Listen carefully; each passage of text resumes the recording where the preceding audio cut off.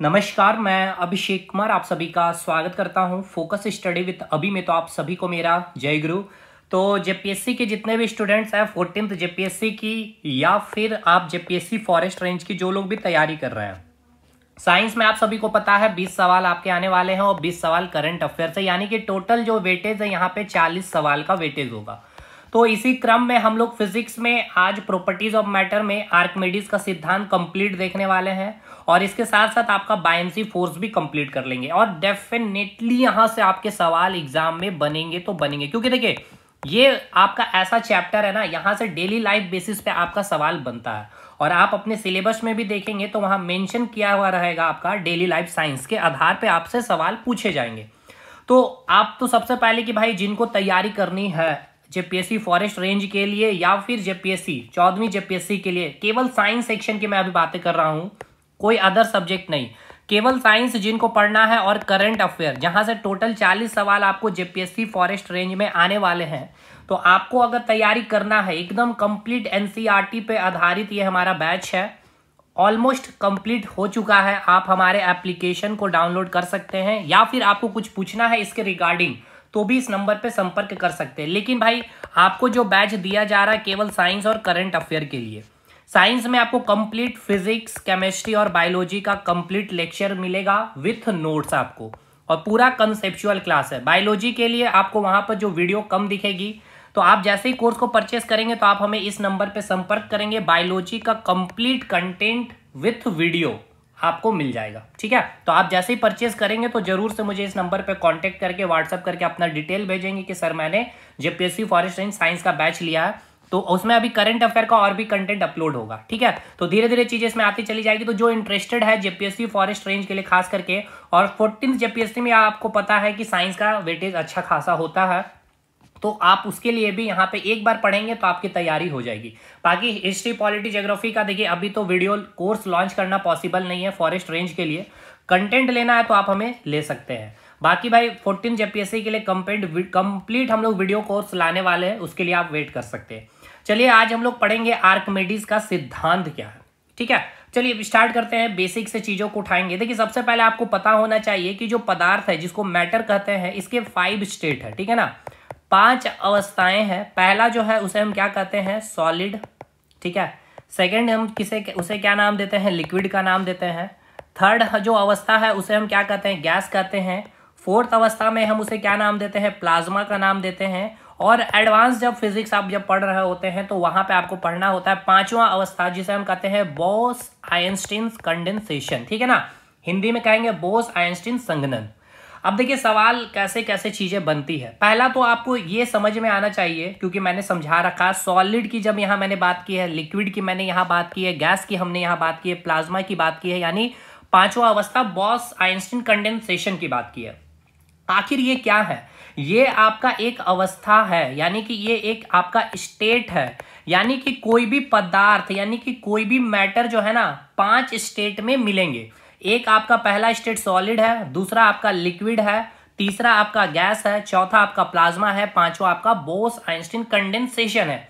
आखिर इस स्टेट में क्या डिफरेंस है, तो देखिए इस सॉलिड स्टेट जब मैं कह रहा हूं, ठीक है, और इसके बाद मैंने कहा लिक्विड स्टेट, तो इसका मतलब आपके माइंड में चल रहा होगा, मैंने बताया है कि इसमें क्या हो रही है, सॉलिड से लिक्विड, यानी कि ये आपके पास कोई बर्फ है, ये सॉलिड स्टेट में है। अब ये जब पिघलेगा तो पिघलने के बाद ये क्या बन गया है, पानी, यानी कि ये अपना स्टेट को चेंज कर लिया, इसने अपने स्टेट को चेंज कर लिया है। ये पहले सॉलिड स्टेट में था, अब ये लिक्विड स्टेट में है। तो आखिर चेंज क्या होता है, तो इस सॉलिड स्टेट में जो पार्टिकल्स हैं उस पार्टिकल्स के प्रॉपर्टीज क्या होते हैं, चेंज हो जाते हैं। और जैसे ही पार्टिकल्स का प्रॉपर्टी चेंज होगा तो वो आपका दूसरा स्टेट में आ जाएगा। जैसे पहले जो स्टेट है आपका सॉलिड स्टेट है, तो इसमें जो है पार्टिकल्स, अब इसके कैसे चेंज होंगे इसके प्रॉपर्टीज, तो आप जब इसको टेम्परेचर दे रहे होंगे तो यहाँ पे जो पार्टिकल्स है काफी क्लोजली पैक्ड थे, जो उनके बीच मॉलिक्यूलर स्पेस है वो काफी कम था, फोर्स ऑफ अट्रैक्शन काफी स्ट्रांग था, काइनेटिक एनर्जी क्या थी वहां पे 0 थी। लेकिन जैसे ही टेम्परेचर दिया तो इसकी पार्टिकल्स की जो प्रॉपर्टीज है वो चेंज होना स्टार्ट हुआ। धीरे धीरे उनके पार्टिकल के बीच में क्या हुआ, स्पेस, मॉलिक्यूलर स्पेस जनरेट हो गया। उसके साथ साथ इनके बीच जो फोर्स ऑफ अट्रैक्शन लग रहा था वो वीक हो गया। और साथ के साथ इसमें कुछ काइनेटिक एनर्जी मिल गई। तो अब ये क्या हो गया, प्रॉपर्टी चेंज हो गया, तो यहां से स्टेट भी हमें क्या मिल गया, सॉलिड से लिक्विड। क्लियर है। फिर अधिक आपने टेम्परेचर को इंक्रीज कर दिया तो पार्टिकल के बीच में और अधिक स्पेस हो गए, नेग्लिजिबल फोर्स ऑफ अट्रैक्शन हो गया। अब भी पार्टिकल्स इधर कोई मूव कर रहा है, कोई इधर मूव कर रहा है, तो वो कौन सा स्टेट में आ गया, यानी पार्टिकल्स का क्या हो गया, प्रॉपर्टीज पूरी तरह से चेंज हो गया, तब वो गैसियस स्टेट में आ गया। अब इसके बाद इस गैस को हमने और भी हीट दे दिया तो यहाँ पे पार्टिकल्स जो थे अब आयोनाइज फॉर्म में चले जाते हैं, तो जिसको हम लोग कहते हैं प्लाज्मा स्टेट। और देन इसके बाद जो अंतिम स्टेट है, मतलब पांचवा जो स्टेट है, अवस्था है मैटर्स या पदार्थ की, जिसे हम कहते हैं बोस आइंस्टीन कंडेंसेशन। देखिए एक तो यहाँ से फैक्चुअल जो क्वेश्चन आपके एग्जाम में पूछ लिया जाता है, बोस आइंस्टीन कंडेंसेशन। देखिए एग्जाम में जब भी पूछा जाए कितने स्टेट हैं, तो पहला आपका उत्तर होना चाहिए 5 स्टेट है, अवस्थाएं हैं पदार्थ की। अब यहां से जो सवाल पूछेगा बोस आइंस्टीन कंडेंसेशन के बारे, कि इसके बारे पता कब लगाया गया था, तो 1924 में। देखिए बोस कहने का मतलब है सत्येंद्र नाथ बोस जी के नाम पर, इन्होंने ही, इन लोगों ने मिल करके, आइंस्टीन ने मिल करके ही ये रिसर्च करके 5वीं अवस्था के बारे में बात की थी। तो कब किया गया था, ये ईयर आपसे पूछा जाता है 1924, ये आपको याद रखना है। बाकी देखिए ये मैंने बड़े ऊपर से निकला है इन 5 स्टेट के बारे में। अब इस मैटर चैप्टर को ही मैंने, यानी कि ये सॉलिड, लिक्विड और गैस, प्लाज्मा और कंडेंसेशन को मैंने 12 से 14 क्लास में पढ़ाया। तब उतनी चीजों को मैंने यहाँ बस 10 से 15 मिनट में चीजों को एक्सप्लेन करने की कोशिश की है। ठीक है, बाकी आप समझ सकते हैं कितना चीजों को हम लोगों ने डेप्थ में, और डेप्थ कहने का मतलब ऐसा नहीं कि कुछ भी चीजें कि ऊपर ऊपर, नहीं भाई, एनसीईआरटी की हर एक बातें हमने कही है। अब आइए यहां से अब हम लोग स्टार्ट करेंगे आर्किमिडीज प्रिंसिपल की और बढ़ेंगे, बायनेंसी फोर्स के बारे में अब हम लोग पढ़ेंगे। अभी हमने आपको क्या बताया, एक हमने बताया आपको स्टेट सॉलिड, दूसरा स्टेट आपको मैंने बताया लिक्विड, और तीसरा जो स्टेट मैंने आपको बताया गैस। अब देखिए ये जो आप देख रहे हैं लिक्विड स्टेट और ये जो आप देख रहे हैं गैस स्टेट, इसे हम नाम देते हैं फ्लूइड का। आप अगर इंजीनियरिंग मैकेनिकल या फिर सिविल किए होंगे तो आपने पढ़ा होगा फ्लूइड मैकेनिक्स। फ्लूइड को हिंदी में कहते हैं द्रव और लिक्विड को हिंदी में कहा जाता है तरल। ये आपको पॉइंट याद रखना है, काफी इंपॉर्टेंट है कंसेप्चुअली पॉइंट ऑफ व्यू से। अब देखिएगा फ्लूइड आप जब पढ़े होंगे इंजीनियरिंग में तो आपने एक चैप्टर पढ़ा है फ्लूइड मैकेनिक्स, है ना जी। फ्लूइड मैकेनिक्स जिसको आप, या फ्लूइड मैकेनिक्स को आप बोलते हैं FMHM, हाइड्रोलिक मशीन। ठीक है, तो ये फ्लूइड कहने का मतलब क्या है, समझ में आ रहा है। फ्लूइड कहने का मतलब लिक्विड है और गैस है। जब भी मैं अगर आपको फ्लूइड कह दूं, इसका मतलब क्या है, लिक्विड और गैस दोनों है। पहला चीज तो आपके माइंड में ये जाना चाहिए कि अगर मैंने फ्लूइड कहा है, इसका मतलब लिक्विड भी है और इसका मतलब गैस भी है। यानी कि लिक्विड का मतलब क्या हो गया, तरल, और गैस का मतलब गैस। अब लिक्विड में सब कुछ आ सकता है, जो भी पानी हो गया, वाटर हो गया, इसके बाद हनी हो गया, शहद, ये सारी चीजें क्या हो गए, आपके लिक्विड हो गए। यानी कि लिक्विड और गैस क्या कहलाएगा, फ्लूइड कहलाएगा। पहला पॉइंट क्लियर है, ठीक है सर, यहां तक चीजें क्लियर है। अब आगे बढ़ते हैं। तो अगर मैं आपको कहूं फ्लूइड, तो आपके माइंड में क्या जाना चाहिए, जैसे ही मैंने फ्लूइड कह दिया, द्रव कह दिया, इसका मतलब क्या है, लिक्विड है और गैस की बातें हो रही है। तो अब यहां पे समझिएगा, अगर आपने कोई भी ऑब्जेक्ट को, ध्यान से समझना, मैं यहां पे क्या बता रहा हूं, यहां मैंने एक बीकर लिया है, ठीक है, इस बीकर में मैंने पानी डाल दिया भाई, ठीक है, इस प्रकार से मैंने पानी फिलअप कर लिया। अब इस बीकर में मैंने एक पानी भरने के साथ साथ मैंने क्या किया, एक ऑब्जेक्ट लिया है और इस ऑब्जेक्ट को मैंने यहाँ पे डीप कर दिया, यानी कि इसमें डुबा दिया। अब इसमें डुबाने के साथ साथ सबसे पहले एक पॉइंट आप याद रखिएगा, कोई भी वस्तु, ठीक है ना, ये आपका सवाल पूछा गया है, यहां से आपको पॉइंट याद रखना है, जब भी कोई वस्तु को या कोई ऑब्जेक्ट को, सुनिएगा ये लाइन को ध्यान से, जब भी कोई वस्तु को या ऑब्जेक्ट को फ्लूइड में, ठीक है ना, फ्लूइड में यानी कि लिक्विड या गैस, द्रव में अगर हम लोग डालते हैं तो इसमें कितने फोर्स काम करेंगे, तो याद रखिएगा 2 फोर्स काम करता है। कौन कौन, एक तो इस ऑब्जेक्ट, अब ये क्या है भाई, ये आपका पानी मैंने बोला, यानी कि पानी क्या है, ये आपका एक लिक्विड हो गया, लिक्विड हो गया ना भाई। या फिर यहां पर हम दूसरा कुछ भी ले सकते हैं, कोई गैस भी ले सकते हैं, तो वो आपका क्या कहलाएगा, फ्लूइड के अंदर ही आएगा। तो आपने ऑब्जेक्ट को कहां डाल दिया है, पानी के अंदर डाला, तो इसमें 2 फोर्स काम करता है। एक तो इसके डाउनवर्ड, इसका भार काम करेगा mg यानी कि वेट। वेट क्या है आपको समझ में आ रहा, वेट एक फोर्स होता है, ठीक है ना, वेट क्या है, एक फोर्स होता है, एक बल होता है जो धरती अपनी केंद्र की ओर जो खींच रही होती है ना, जिस बल से, वही बल को हम लोग वेट का नाम देते हैं। जैसे समझिएगा आप जैसे यहां पर खड़े हैं, ठीक है ना, तो डाउनवर्ड आपका एक फोर्स काम कर रहा होता है जिसको हम लोग कहते हैं mg यानी कि वेट। ये वेट क्या है, ये भार क्या है, एक फोर्स है, ये फोर्स क्या है कि धरती आपको अपने केंद्र की ओर खींच रही होती है, और जो खींच रही होती है ना जिस बल से, जिस फोर्स से, उसी फोर्स को हम लोग नाम देते हैं mg का या वेट का। क्लियर हो गया भाई ये बात है? ठीक है, एक तो फोर्स आपको ये क्लियर हो गया कि पहला फोर्स कौन सा काम करेगा, वेट काम करेगा। दूसरा कौन सा फोर्स काम करता है, तो जब भी आप कोई फ्लूइड में कोई भी ऑब्जेक्ट को डीप करते हैं या डुबाते हैं, तो वो जो फ्लूइड होगा ना, यहाँ पे क्या है आपका फ्लूइड पानी है, तो ये पानी क्या करेगा, उस ऑब्जेक्ट पे ऊपर की ओर एक फोर्स लगाता है। उसके ऊपर एक फोर्स लगेगा जिसको हम लोग नाम देते हैं बायंसी फोर्स का, जिसको रिप्रेजेंट किया जाता है FB से। मैंने क्या कहा, देखिए बायंसी फोर्स आपको समझ में आया कि नहीं आया? मैंने ये कहा कि जब भी कोई ऑब्जेक्ट को आप, ये आपका कोई एक ऑब्जेक्ट है इस प्रकार से, ठीक है, इस ऑब्जेक्ट को आपने क्या किया, डीप कर दिया फ्लूइड में। फ्लूइड में जैसे ही डीप किया तो यहाँ पे एक फोर्स काम करेगा, दो फोर्स काम करेगा। एक तो उसका वेट काम करेगा डाउनवर्ड। अब ये वेट का डायरेक्शन भी आपसे पूछा जाता है एग्जाम में, तो किधर होगा इसका डायरेक्शन, डाउनवर्ड होगा, यानी नीचे की ओर होगा। और जो फ्लूइड में आपने डुबाया है, उस फ्लूइड के कारण एक ऊपर की ओर एक फोर्स लगता है जिसे हम नाम देते हैं बायंसी फोर्स का, या इसे हम कहते हैं अप थ्रस्ट भी। एग्जाम में कई बार पूछा गया है, हिंदी में उत्प्लावन बल कहते हैं। इसका डायरेक्शन किधर है, तो अपवर्ड होता है। क्लियर हो गया मेरे भाई? यहां तक चीजें क्लियर है?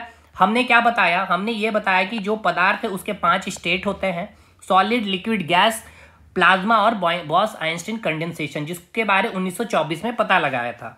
अब इसके बाद हमने आपको बताया कि सॉलिड, लिक्विड और गैस में जो लिक्विड और गैस है इसे हम क्या कहते हैं, फ्लूइड का नाम देते हैं। तो जब भी हम फ्लूइड कहेंगे तो लिक्विड और गैस की बात होगी। अब इसके बाद हमने ये कहा आपको कि जब भी कोई वस्तु को या कोई ऑब्जेक्ट को अगर आप फ्लूइड में डालते हैं तो दो फोर्स काम कर रहा होता है। एक क्या होगा, उसका भार यानी कि वेट काम करेगा, दूसरा बायंसी फोर्स काम करता है। तो नॉर्मली देखिए एग्जाम में डायरेक्ट पूछा गया कि जब भी कोई वस्तु फ्लूइड में होता है तो उस पर कितने फोर्स काम करते हैं और कौन कौन से, तो एक तो उसका भार डाउनवर्ड डायरेक्शन में, और अपवर्ड डायरेक्शन में कौन सा काम करेगा force, buoyancy force. Buoyancy force क्या है, आपने कोई भी लिक्विड, या फिर यहां जस्ट मैंने एग्जांपल लिया कि यहां मैंने हनी लिया भाई, ठीक है ना, हनी ले लिया। ये हनी क्या है, ये भी तो एक लिक्विड है। हाँ, हनी लिया मैंने, हनी भी क्या है आपका, एक लिक्विड है। क्लियर है ना भाई? हनी भी क्या है आपका, एक लिक्विड है। तो अगर मैं यहां पर भी कोई एक ऑब्जेक्ट को डालूंगा, ठीक है, इस हनी में यानी कि इस लिक्विड में, तो सिंपल सी बात है, फ्लूइड में कोई ऑब्जेक्ट को मैं डाल रहा हूं तो यहाँ पे दो फोर्स काम करेगा। नीचे क्या काम करेगा आपका, डाउनवर्ड डायरेक्शन में वेट, यानी जिसे हम कहते हैं हिंदी में भार।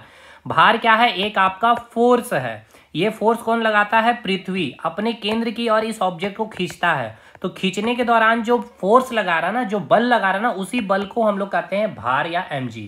और इसके जस्ट अपवर्ड डायरेक्शन में क्या काम करेगा, बायंसी फोर्स। ये बायंसी फोर्स कौन लगाएगा, तो ये जो फ्लूइड है ना वही लगाएगा। यानी कि कोई भी पदार्थ, ये आपका पदार्थ हो गया, ये आपने जो गोलाकार का अपने कोई भी ऑब्जेक्ट को इस फ्लूइड में डाला, इस हनी के अंदर डाला, इस लिक्विड के अंदर डाला, तो हुआ क्या, जब भी हम किसी पदार्थ को लिक्विड या फिर फ्लूइड के अंदर डालते हैं तो इस फ्लूइड के द्वारा, ठीक है ना, क्या किया जाता है, एक बल लगाया जाता है ऊपर की ओर, अपवर्ड डायरेक्शन में, जिसको आप क्या कहते हैं, उत्प्लावक बल या उत्प्लावन बल या फिर बायंसी फोर्स या फिर अप थ्रस्ट फोर्स।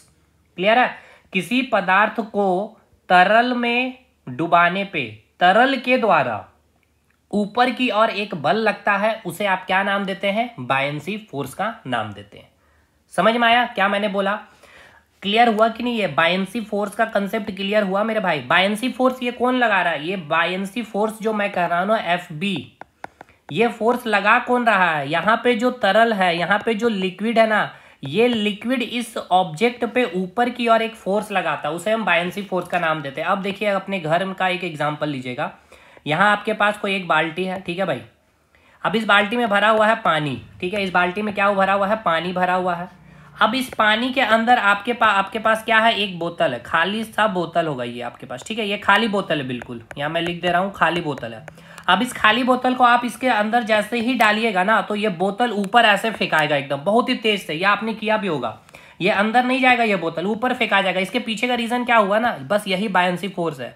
जैसे इस पानी के अंदर आपने इस बोतल को डालने का कोशिश किया, ठीक है, तो इस तरल ने क्या किया, इसके ऊपर फोर्स लगाया, जिसको हमने नाम दिया था बायंसी फोर्स। और इसका वेट कहाँ काम कर रहा, नीचे mg। और ये खाली होने के कारण इसका mg जो था ना बहुत कम था, और बहुत कम होने के कारण ऊपर जो फोर्स लगा बायंसी फोर्स ये बहुत अधिक था, इस कारण ये बोतल बाहर फेंका गया। अब एक और एग्जांपल समझिए। जैसे कि यहाँ पर कोई एक ऑब्जेक्ट है, इसके इस साइड में आपका 20 न्यूटन का फोर्स कोई लगा रहा है और इसके इस डायरेक्शन में 5 न्यूटन का कोई फोर्स लगा रहा है। तो अब ये ऑब्जेक्ट किधर मूव करेगा, इधर जाएगा या फिर इधर जाएगा, पहले ये बताइएगा। तो आप कहेंगे सर 20 न्यूटन का फोर्स इधर लग रहा है, 5 न्यूटन का फोर्स इधर लग रहा है। तो रिजल्टेंट की अगर बात किया जाए तो कितना होगा, 20 - 5 यानी कि 15 न्यूटन। ये 15 न्यूटन किधर लगेगा, तो रिजल्टेंट फोर्स क्या होगा, इस डायरेक्शन में, यानी कि राइट हैंड साइड में। क्लियर है भाई, मेरे बात समझ में आ रही है कि नहीं आ रही है?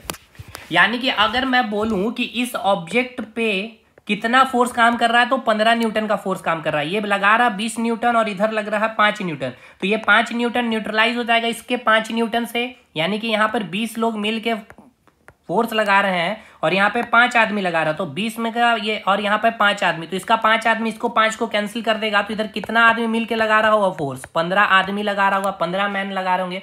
यानी ये ऑब्जेक्ट मूव किधर करेगा, इधर मूव करेगा। कितने फोर्स से, तो 15 न्यूटन के फोर्स से। क्लियर है? तो उसी प्रकार जो खाली बोतल आपने जो डाला ना, यहां समझिएगा, इस खाली बोतल की मैं बातें कर रहा हूं, फिर से इसको समझाता हूं। इसके अंदर क्या है, पानी फिलअप है, इस प्रकार से पानी फिलअप है। अब इसके अंदर आपने क्या किया है, एक खाली बोतल आपने डालने की कोशिश की है, ठीक है। अब ये खाली बोतल को जैसे आपने डाला तो इसका नीचे तो एक काम करेगा क्या, फोर्स वेट काम करेगा, mg लगेगा। और इसके ऊपर की डायरेक्शन में क्या काम करेगा, बायंसी फोर्स। ये बायंसी फोर्स कौन लगाएगा, तो ये जो आपका फ्लूइड है, ये जो लिक्विड है, इसको ऊपर की ओर धकेलेगा, इस बोतल को। अब ये खाली होने के कारण इसका नीचे जो mg है ये क्या होगा, बहुत ही कम है, नेग्लिजिबल है। यानी कि ये जो आपका बोतल यहाँ पे आप जो देख रहे हैं, इसका नीचे जो mg लग रहा है और इसके जो ऊपर में जो काम कर रहा है बायंसी फोर्स, ठीक है ना। इसके ऊपर में कौन सा फोर्स काम कर रहा है, बायंसी फोर्स काम कर रहा है, और नीचे कौन सा फोर्स काम कर रहा है, तो mg काम कर रहा है। mg क्या है, बहुत ही कम होगा, मान के चलते हैं 2 न्यूटन लग रहा है और बायंसी फोर्स 10 न्यूटन है। तो किधर ऑब्जेक्ट जाएगा, ऊपर की ओर जाएगा। 8 न्यूटन एक्स्ट्रा इसमें लगेगा, समझ में आया ना, क्योंकि 2 न्यूटन इसको न्यूट्रलाइज कर देगा। 8 न्यूटन से बोतल बाहर फेंका जाता है, समझ में आ गया। तो बायंसी फोर्स क्लियर हो गया होगा आपको। चलिए ठीक है भाई, अब आइए धीरे धीरे चीजों को और हम लोग डेप्थ में जाएंगे।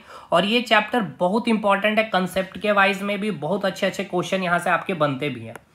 अब इसके बाद यहाँ तक आपको समझ में आ गया कि बायंसी फोर्स क्या होता है, और कोई भी ऑब्जेक्ट को अगर हम फ्लूइड में डालते हैं तो वहां पे कितने फोर्स काम करते हैं, तो 2 फोर्स काम करता है, ठीक है।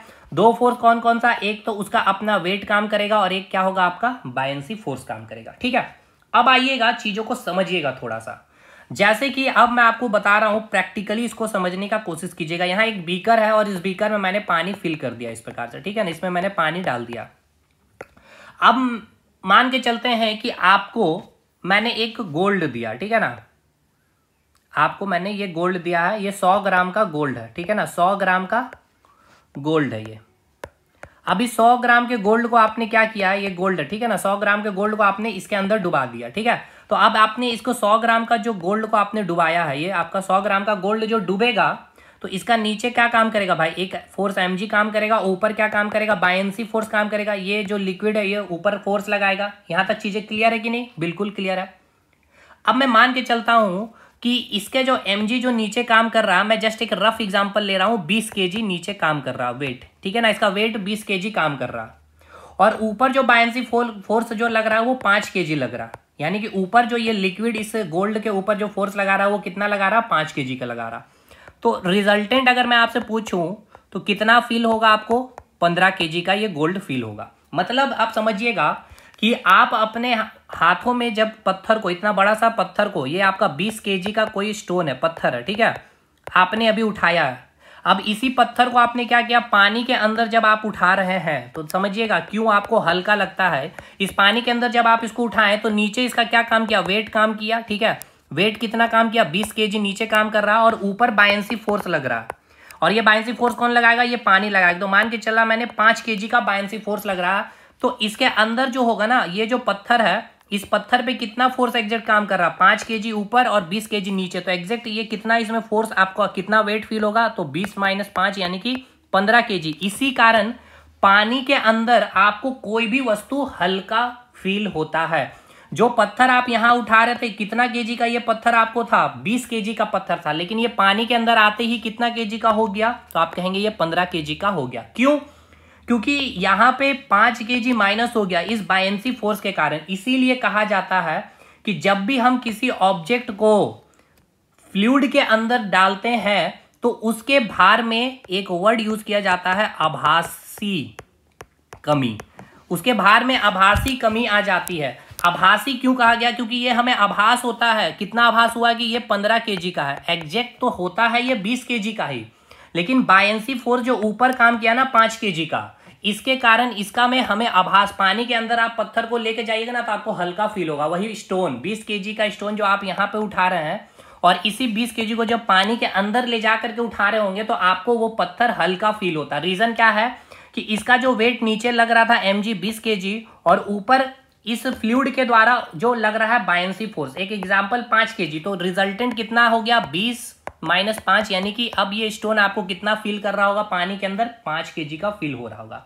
समझ में आया? तो द्रव या फ्लूइड के अंदर कोई भी वस्तु जाएगी, जैसे कि ये आपका जो ऑब्जेक्ट है ये अभी बाहर है, ठीक है ना, अभी लिक्विड में मैंने नहीं डाला, जैसे इसको लिक्विड में मैंने डाल दिया तो जैसे ही ये लिक्विड में जाएगी तो ये हमें कैसा लगेगा? हल्का लगेगा। कैसा लगेगा? हल्का लगेगा। उसके भार में क्या हो जाएगा? आभासी कमी। याद रखिएगा, ये वर्ड याद रखना है आपको, आभासी। हमेशा ही आभासी कमी होगी। एक्चुअल में तो वेट है वो कितना 20 केजी का ही है, लेकिन भार में इसके आभासी कमी क्यों हुई? इस बायंसी फोर्स के कारण। समझ में आ गया? यहां तक चीजें क्लियर है भाई? ये हो गया क्लियर। अब आइए, अब आपको ये आर्किमिडीज का जो सिद्धांत है ना, ये आर्किमिडीज का जो सिद्धांत है आपको बोला भी जाता है आर्किमिडीज का जो सिद्धांत है, इसका जो हम लोग यूज करते हैं, आर्किमिडीज का जो सिद्धांत है इसका जो हम लोग यूज करते हैं पदार्थ की शुद्ध, अब इसको मैं समझाऊंगा, ठीक है ना, मैं लिख नहीं रहा हूं, उसको समझाऊंगा। पदार्थ की शुद्धता को मापने के लिए, ठीक है ना, मेजरमेंट यानी कि मेटल की प्यूरिटी का पता लगाने के लिए हम लोग आर्किमिडीज का सिद्धांत का यूज करते हैं। पदार्थ की शुद्धता या फिर इसे हम लोग कह सकते हैं प्यूरिटी का पता करने के लिए। कैसे? तो आप समझिएगा। जैसे कि एक एग्जांपल ले रहा हूं, यहां पे मैंने बीकर लिया है, बीकर में मैंने पानी फिलअप कर दिया भाई। अब देखिए, अब मुझे एक बात बताइए, ये आपका कोई स्क्वायर है यहाँ पे, ठीक है ना, ये स्क्वायर कोई एक ऑब्जेक्ट है, तो इसका तो आप क्या कर सकते हैं? वॉल्यूम निकाल सकते हैं। यस सर, मैं निकाल सकता हूँ, क्योंकि आपको हमने मैथ पढ़ा है। वॉल्यूम क्या होता है? बेस इंटू हाइट, यानी कि ए स्क्वायर इंटू ए, यानी कि क्या हो गया? वॉल्यूम ए क्यू हो गया। आप इसका वॉल्यूम निकाल लिए। उसी प्रकार अगर आपको मैं सिलेंडर दे दूं तो इसका भी वॉल्यूम आप निकाल लेंगे। कैसे निकालेंगे? Area of base into height, यानी कि एरिया ऑफ बेस क्या हो जाएगा? सर्कल है, पाई आर स्क्वायर, और हाइट क्या हो गया? एच, यानी कि पाई आर स्क्वायर एच। आप इसका वॉल्यूम निकाल लेंगे। लेकिन अब मैं आपको बोल रहा हूं इस प्रकार का कोई एक ऑब्जेक्ट है, ये स्टोन हो गया, ठीक है ना, पत्थर है, इसका वॉल्यूम निकालिए। तो ये क्या भाई? ये तो कोई मतलब फिक्स इसका तो शेप और साइज नहीं है ना, तो आप कैसे एरिया, इसका एरिया ऑफ बेस या इंटू हाइट कैसे करेंगे? ये नहीं निकाल पाएंगे। तो अब देखिए, आर्किमिडीज का सिद्धांत जो है उसके थ्रू हम लोग इसका वॉल्यूम निकाल सकते हैं। देखिए मैंने क्या बोला आपको, समझिएगा भाई। मैंने क्या बोला कि आपके पास कोई एक ऑब्जेक्ट है स्क्वायर, तो इसका आप वॉल्यूम निकाल लेंगे। आपके पास फॉर्मूला है ए क्यू करके। अगर आपके पास सिलेंडर दे दिया गया तो इसका भी आप वॉल्यूम निकाल लेंगे। कैसे? तो पाई आर स्क्वायर एच करके, ठीक है ना, पाई आर स्क्वायर एच करके। या कोई स्फेरिकल आ जाएगा तो ये भी आप कर लेंगे 4/3 पाई आर क्यू करके, इसका वॉल्यूम निकाल लेंगे। लेकिन अगर मैं अब आपको इस प्रकार का कोई एक ऑब्जेक्ट दे दूं, ये स्टोन है, अब मैं इसका पूछूं वॉल्यूम, तो ये कैसे आप निकालेंगे? इर्रेगुलर शेप है, तो समझिएगा इसका वॉल्यूम हम कैसे निकालेंगे। तो मान के चलते हैं मैंने क्या किया, इस स्टोन को यहां इसमें इसके अंदर इस प्रकार से डुबा दिया, ठीक है भाई।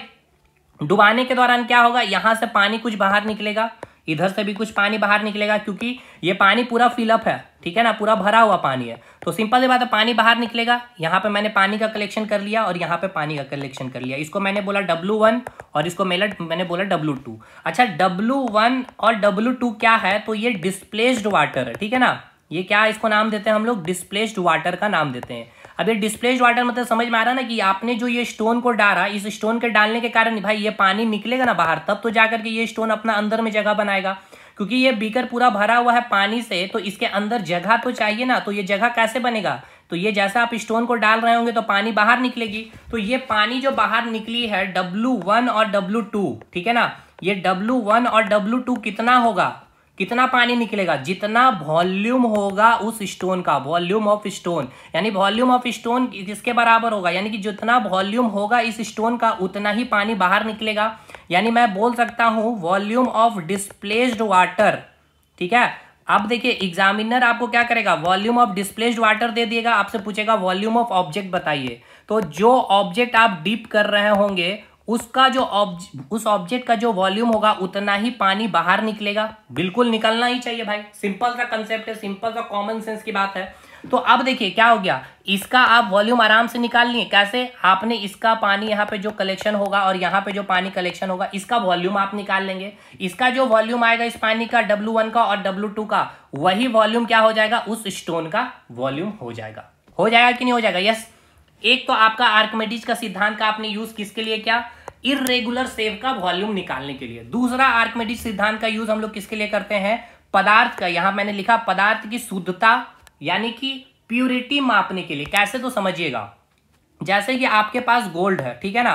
अब गोल्ड में सोना जो है, अभी तो टाइम में काफी एडवांस है, मशीन में आप रखते हैं, उसमें सारा कुछ बता देगा कि इसमें कौन सी मेटल, कॉपर कितना है, एल्यूमिनियम कितना है, स्टील कितना है, गोल्ड कितना है, परसेंटेज के हिसाब से बता दिया जाएगा। और जितना गोल्ड उसको बाहर करके उसको पिघला करके फिर से उसको पूर्ण रूप से सोना मिला करके आपको बना दिया जाएगा। एक्स्ट्रा जो भी चार्जेस वगैरह लगता है, ये बातें हैं। लेकिन पहले तो इतना एडवांस नहीं था। तो गोल्ड की प्यूरिटी मापने के लिए क्या किया जाएगा, यही आर्किमिडीज का सिद्धांत का उपयोग किया जाएगा। अब इस गोल्ड को इस भरे हुए बीकर में हम लोग डुबाएंगे, ठीक है मेरे भाई।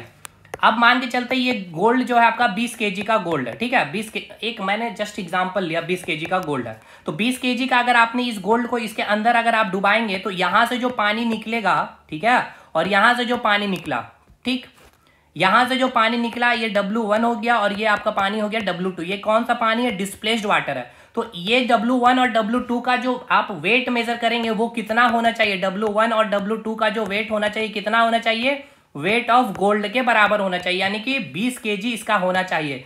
तब जाके मानेंगे कि हाँ ये प्योर गोल्ड है। अगर आपने इस गोल्ड को इस बीकर के अंदर डाला और पानी जो है 18 केजी ही निकला बाहर, इसका मतलब यहाँ सोना के अलावे 2 केजी कुछ इसमें इम्प्यूरिटी मिलाया गया है। समझ में आया कि नहीं आया? तो इसलिए हम लोग आर्किमिडीज सिद्धांत का उपयोग हम लोग प्यूरिटी यानी कि पदार्थ की शुद्धता को मापने के लिए भी यूज करते हैं। क्लियर है यहां तक चीजें?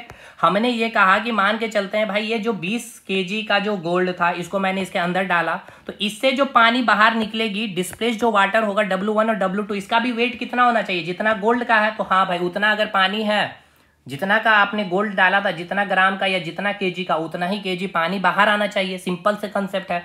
तो वो गोल्ड प्योर हो गया। यहां से प्योरिटी मेजरमेंट हमने कर लिया।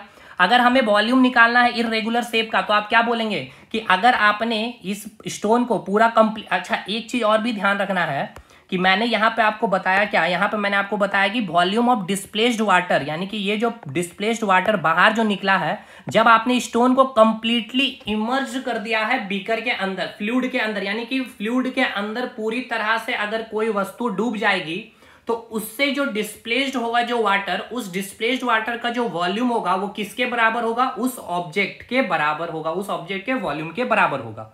ठीक है, यही चीज मैंने यहां लिखा है, volume of displaced water equals to volume of object. मतलब ये जो ऑब्जेक्ट को आपने, यानी इस स्टोन को जो आपने डुबाया है कंप्लीटली, इस डूबने के कारण जो वाटर डिस्प्लेस्ड हुआ है, ये डिस्प्लेस्ड वाटर W1 और W2 का जो वॉल्यूम है वो किसके बराबर होगा, इस स्टोन की। जो भाई सिंपल बात है, जितना वॉल्यूम है उतना ही वॉल्यूम को तो बाहर निकालेगा ना पानी को, तब जाके वो अपना स्पेस अंदर बना लेगा। अब यहां से न्यूमेरिकल, यही आपके एग्जामिनेशन झारखंड में भी अच्छा खासा पूछा गया क्वेश्चन।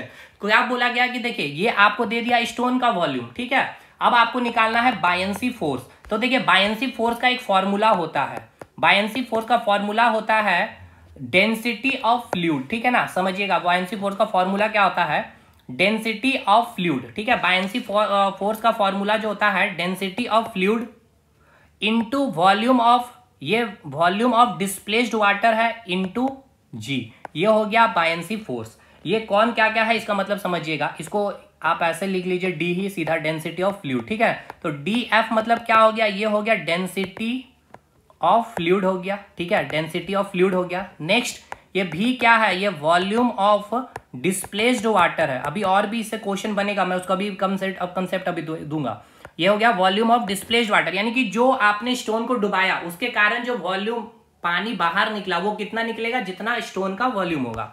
और ये जी क्या है आपका, एक्सेलरेशन ड्यू टू ग्रेविटी 9.8 या फिर आप 10 ले सकते हैं मीटर पर सेकेंड स्क्वायर, ठीक है।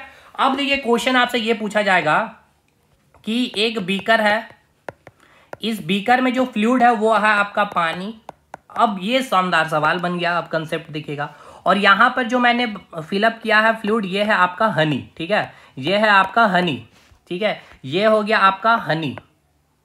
अब आपको बोला जाएगा कि यहाँ पर एक ऑब्जेक्ट को डीप किया गया है और यहाँ पे भी एक ऑब्जेक्ट को डीप किया गया, इसमें दो फोर्स काम करेगा, सिंपल सी बात है। नीचे क्या काम करेगा, mg, यहाँ नीचे क्या काम करेगा आपका mg, और अपवर्ड डायरेक्शन में क्या काम करेगा मेरे भाई, तो अपवर्ड डायरेक्शन में जो काम करेगा वो होगा आपका बायंसी फोर्स, ये मैं लिख दिया FB1, ठीक है, और इसके ऊपर काम करेगा वो होगा FB2, यानी कि सेकेंड बायंसी फोर्स। तो आपसे पूछा जाएगा ऑप्शन दे करके कि कौन सा बायंसी फोर्स ज्यादा, किसमें बायंसी फोर्स ज्यादा लगेगा ऑब्जेक्ट में, ठीक है ना। Option B FB1 less than FB2, option C FB1 great equals to FB2, और ऑप्शन डी जो होगा इनमें से कोई नहीं।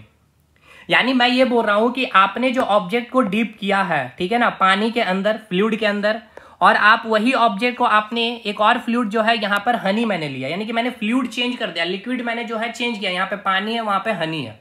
तो अब इस ऑब्जेक्ट पे लगने वाला जो बायंसी फोर्स है, इस बायंसी फोर्स का रिलेशन को बतलाना है।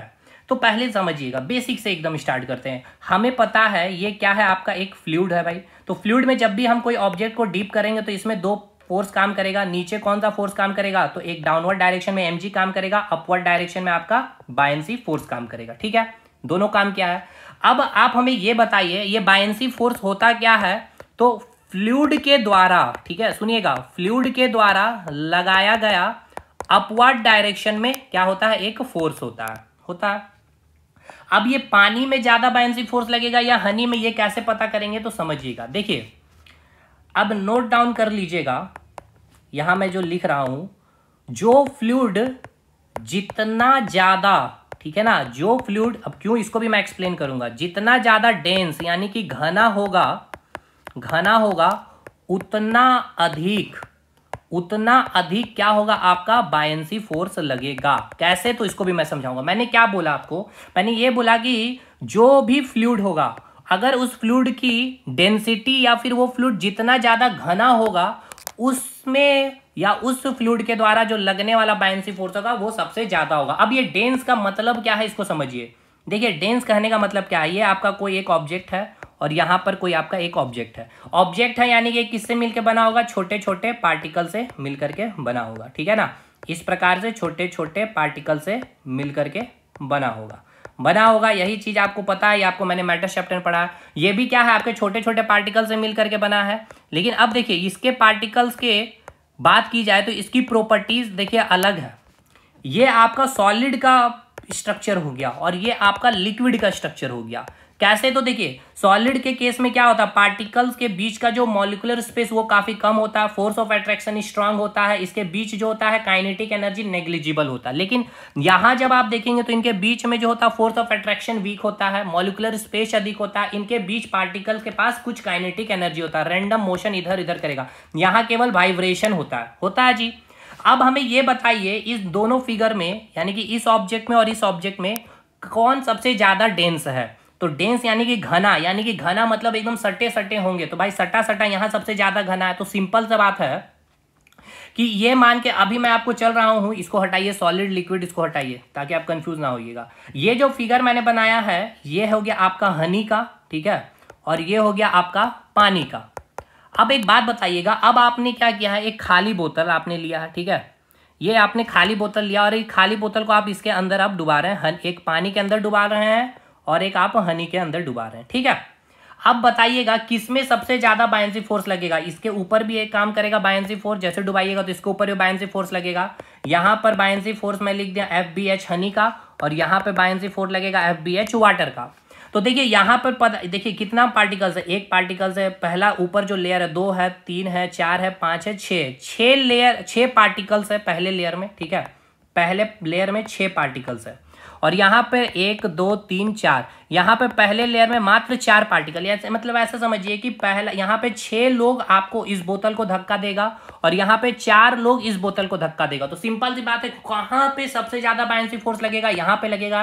तो यही तो मैंने बात आपको लिखा है यहाँ पे कि फ्लूइड जितना ज्यादा डेंस होगा, ये जितना ज्यादा डेंस होगा उतना अधिक बायंसी फोर्स लगेगा। क्यों लगेगा, इसके पीछे का रीजन समझ में अब आ गया होगा। चलिए भाई, तो मैंने कहा था ना एकदम तोड़ करके पढ़ाएंगे, कोई एक ऐसा नहीं होगा कि ये होता तो होता नहीं, उसको एक्सप्लेन करूंगा मैं।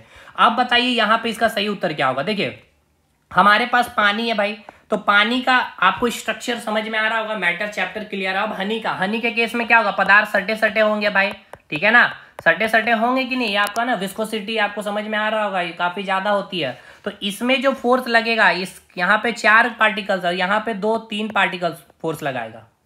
क्यों? क्योंकि इसमें इसकी जो डेंसिटी है, इसके जो घना जो यहाँ पे पार्टिकल्स का जो घनत्व होगा ये काफी कम होगा कंपैरेटिवली हनी से, यहाँ पे ज्यादा होगा। तो बायनेंसी फोर्स Fb2 जो होगा वो ग्रेटर देन होगा बायनेंसी फोर्स 1 से। समझ में आया कि नहीं आया बताइएगा। हमने आपको क्या बोला भाई, देखिए ये सब बहुत चीजें भाई मैंने समझा रखा है अपने क्लास में, अगर आपने पढ़ा है मेरे क्लास से अगर बैचेज में। तो देखिए भाई यहाँ पे आप कैसे समझेंगे कि ये पानी ज्यादा डेंस है या हनी डेंस है। तो भाई पानी का क्या है, आपका पार्टिकल्स क्या होगा, दूर दूर होगा, सिंपल सी बात है। ये पानी का स्ट्रक्चर हो गया। अब हनी का मैंने स्ट्रक्चर बनाना है, तो भाई देखिए हनी का मैं स्ट्रक्चर बना रहा हूँ, यहाँ पे पार्टिकल एकदम सटे सटे होंगे। तो देखिए पहले लेयर में कितने हो गए पार्टिकल, 2 3 4 5 6, यहाँ पे मात्र 4 है। तो 4 लोग मिलके ऊपर पानी में फोर्स लगा रहा है बायनेंसी फोर्स, यहाँ पे 6 लोग फोर्स लगा रहे हैं। तो जो हनी में लगेगा बायनेंसी फोर्स वो सबसे ज्यादा होगा। तो बायनेंसी फोर्स जो 2 होगा वो ग्रेटर देन बायनेंसी फोर्स 1 से होगा। समझ में आया। तो ये पूरा आर्किमिडीज का जो सिद्धांत है, जो उत्प्लावन बल है, इसका कंसेप्ट है। अब देखिए यहाँ पे एक और कंसेप्ट मैं आपको दे देता हूं कि यहां से भी क्वेश्चन पूछता है आपसे कि कब वस्तु, ठीक है ना, डूबेगी या तैरेगी। ठीक है, कब वस्तु डूबेगी या तैरेगी, ये भी मैं आपको कंसेप्ट दे देता हूं।